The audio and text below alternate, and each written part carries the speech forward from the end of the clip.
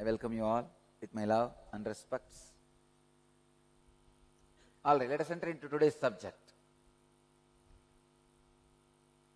Today's subject, field of consciousness. 185th Sutra of Patanjali's Yoga Sutras, in the 4th chapter, 23rd verse.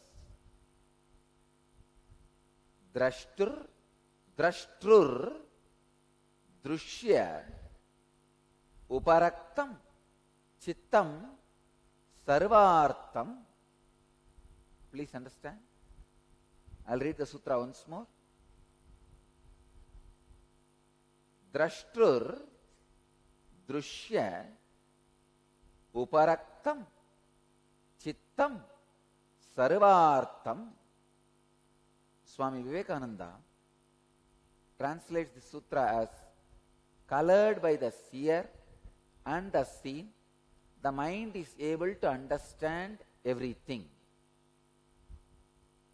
Swami Prabhavananda translates as, the mind is able to perceive because it reflects both the Atman and the objects of perception. Swami Sachidananda translates as, the mind stuff, when colored by both seer and seen, understands everything. Bhagavan Osho translates as, when the mind is colored by the knower and the known, it is all apprehending.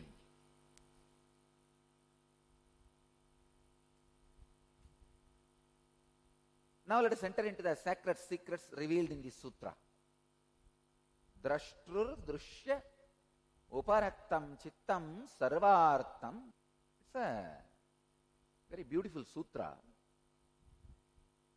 The essence, the direct essence is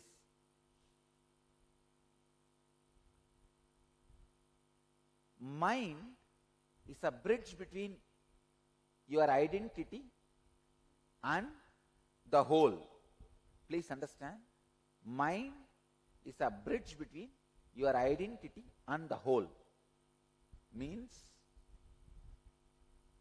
when your mind relates with the whole in the mood of fear, it expects the whole to act as a God. God. Understand? The necessity to have a God makes you feel the whole as God. When your mind acts as a bridge between you and the whole, in the line of insecurity, it needs a God. So it creates God, G-O-D. It needs a God, G-U-R-D. That is why it creates God, G-O-D. If the same mind relates with the world in the mood of greed, same mind relates with the world, relates with the whole, I can say whole, in the mood of greed, it perceives the whole as nature. Please understand. Mind is a bridge between you and the whole.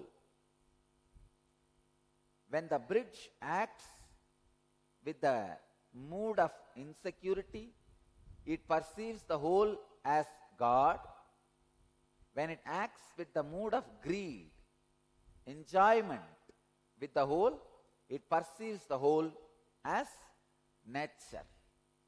And when the bridge becomes pure with no its own theories, engrams, it relates with the whole as whole.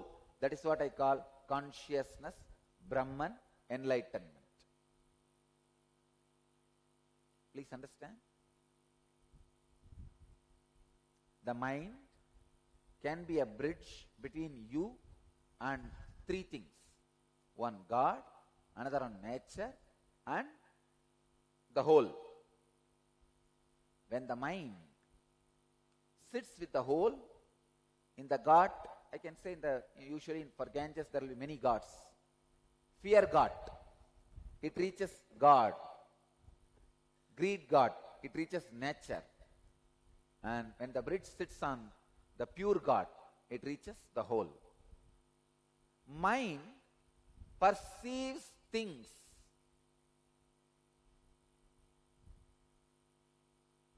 based on its tendency, and it is all apprehending because it can change its tendencies. Understand? Mind cannot be called as all apprehending if it is stuck, stagnate. No. Mind is moving, changing. It can move from fear to greed and greed to pure. The possibility for transformation is more in mind. That is why we say the mind, which can be a pure bridge between the known and knower, can be all apprehending. Making your mind the pure bridge between knower and known. Please understand, this is the important thing. Knower and known. When the source, knower, and the known, whole, both is connected by the pure bridge, both becomes one and the same. There is no separate knower and known. Knower and the known disappears into knowing. Known and knower merges into knowing. Actually, when a Kundalini is awakened in somebody, this is what exactly happens. That is why the cognizance of the whole is not taken in brain, because the cognizance does not become zero. You see, the cognizance, if it becomes zero, the awareness also should fall into zero. They should fall into the sedation level or the deep sleep. The cognizance becomes zero, but see, cognizance is shown in the brain as no cognizance, not because there is no cognizance happening, it becomes beyond comprehensive limit. The brain cannot comprehend the level or the spectrum in which the cognizance is happening in the mind.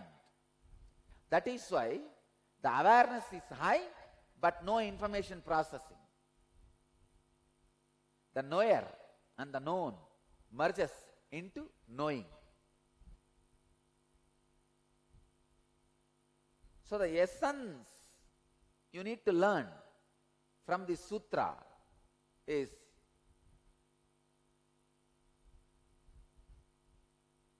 when you see the whole as a world or as a God, be very clear, it is you who is projecting.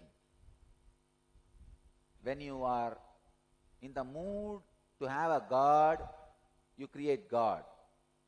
When you are in the mood of need, you create nature. It is just your simple mood, nothing else. Understand? The perception, the mood is not an ordinary joke, is not an ordinary mood swing. Many times, when you are having a bad mood, you just say, oh, I have a mood swing. No. Your mood is everything about you, your world, your God, and the whole.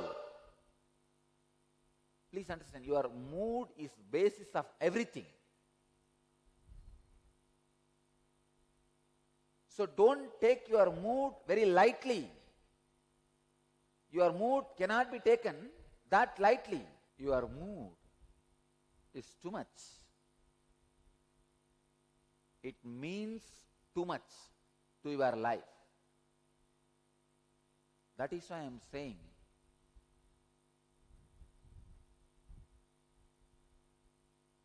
the space from which you operate really means a lot. That is why I am again and again insisting. Laziness should not be taken as a small, ordinary mood swing or a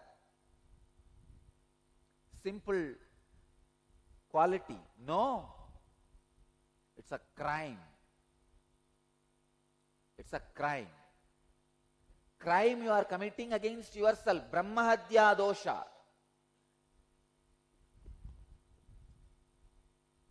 Yesterday, end of the press meet, around 2 hours 45 minutes. I think around 12:30 I entered the hall and came out 3:10 or 3:15. One senior journalist, he was very old, 70-year-old man. He's in the field for 40 years. He stood up and said, Swamiji, I'm a neutral man. Basically, I'm an atheist. And I'm a neutral man.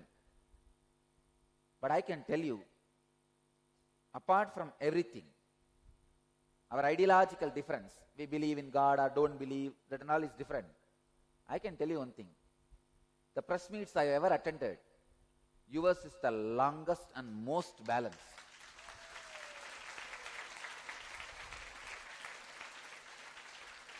He said, longest and most balanced. And he came out and said, told our organizers, your organization can never be shaken. He said,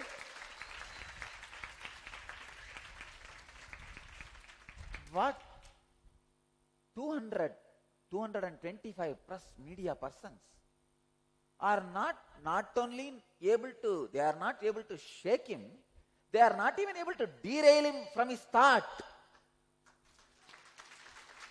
That's what he said.